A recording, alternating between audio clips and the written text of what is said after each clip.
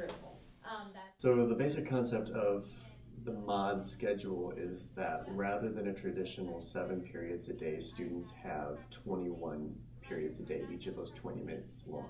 That does not mean that they have 21 classes, it just means that their schedule then is divided into those 21 segments. So any given class that they might have throughout the day might be 1 mod, it might be 2 mods, it might be 3 mods, maybe even 4 mods. In other words, 20 minutes, 40 minutes, an hour, or an hour and 20 minutes. That might be a 20-minute small group that they have with me in a class of 5 people, so they can have some one-on-one conversation with me. It might be a large group for 80 minutes where there's a lot of people in the science lab, so they can have a full hour and 20 minutes to do something that would take longer than a traditional 50-minute period would allow in a regular system. So a single mod is that block of 20 minutes that students have, which is either going to be in a class, probably on top of other mods that class takes up, or a mod might be their SAM time, that student achievement mod, in which they have unstructured time to work on whatever it is that they need to work on. Another facet of the modular scheduling is that day to day the schedule changes. So if I'm a student, my schedule on Monday might be that I have band in the morning for 3 mods. Then for the 4th mod, I go to Spanish for a couple of mods. The 6th mod, I might have 3 mods in science, and so on. On Tuesday, I might go back to school. I might have 3 mods of band in the morning again, but then I might have English for a few mods after that. Then I might have some SAM mods to work on whatever I need to work on after that. So the schedule changes day to day, which takes a little getting used to, but that just adds to the flexibility of what we are able to do to customize schedules and how our classes work, and at what day, how many mods each given class is, so that we can better organize our curriculum or the time that students have to work on whatever class they're taking.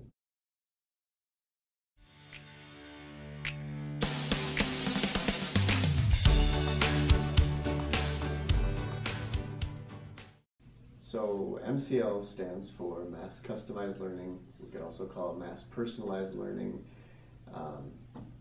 This whole individualization, differentiation, we can call it any number of things.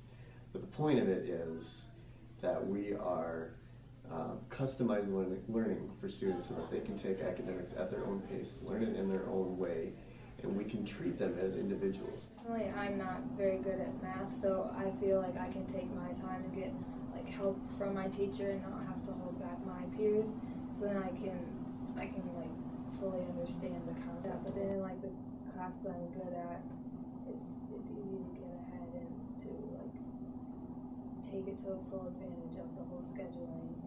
Education professionals and experts have been talking forever and ever about how students learn in different ways and at different paces, and at Harrisburg we are saying yes they do, and we're doing something about it. In a traditional system, if I say we're done with chapter 1, let's take the test, and I have some kids who get A's and some kids who get 40% on it, doesn't matter, everybody's going on to the next chapter. Here I'm saying those of you who got this, great, moving on. Those of you who don't, we're not calling this a failure. We're saying you just need to stay here until you get this. And so they have the time and opportunity to go back, look at what they didn't get right, master it, and then they can move on. So our students are all over the place on the academic spectrum, but that's okay because those kids, as we've always said, learn at different paces, learn it in different styles, and if they have a timeless system in which they can learn things at their own pace, then we don't have to worry about saying where everybody is at any given time. I don't want to know where my 25 kids in that particular classroom are. I want to know where you are, because I want to be able to help you as a student, not you as part of this collective that's sort of kind of in an area where I hope most of you are. I'm teaching to an individual, which for me as a teacher is the best part of the whole MCL thing. I like being able to have your own pace, because if you're ahead of someone, then you don't have to wait for them to catch up and have the teachers get everyone caught up, so then they don't have to keep going back. So I like just moving forward, going at my own pace. When you get to the end of MT3 with functions, there's going to be an assignment called Using Functions in Context worksheet. And a lot of kids that have gotten to that point so far have kind of struggled on a few of these. So what I wanted to do today is just walk you through an example. Okay? and you can keep this with you. We're just going to go through this quick, just give you kind of an extra piece of help that you can use if you're coming up on that sometime in the next week or so. All right, so take your little pink sheet out here. We're just going to kind of walk through how we go about writing a function and then really breaking that function down and looking at what that function means, what it represents, and how we can find some different things with it. Okay? All right, first, does this situation look somewhat familiar? Yeah.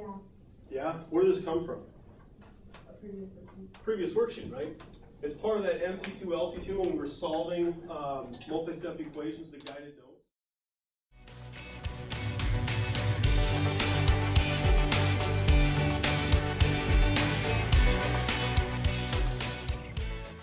I feel like I have more individualized time where I can work and push myself to do it, and it's not as I don't know if I would say it's not as stressful as last year, but I just feel like I'm doing more work than I did last year.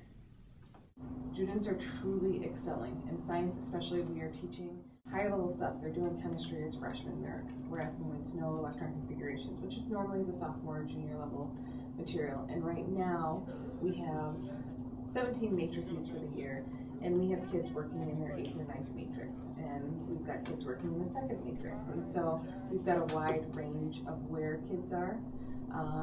And so I think people need to understand that every day looks different. Every day the kids have different amounts of work, but a lot of it comes down to time management.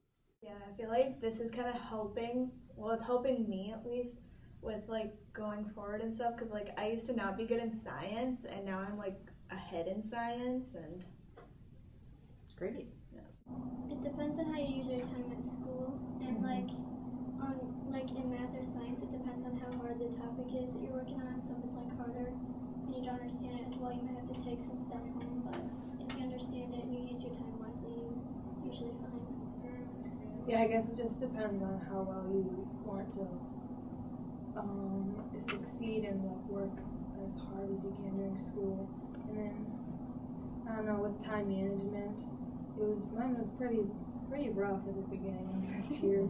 Like I'll do that later, but I guess later is kind of now with the whole scheduling.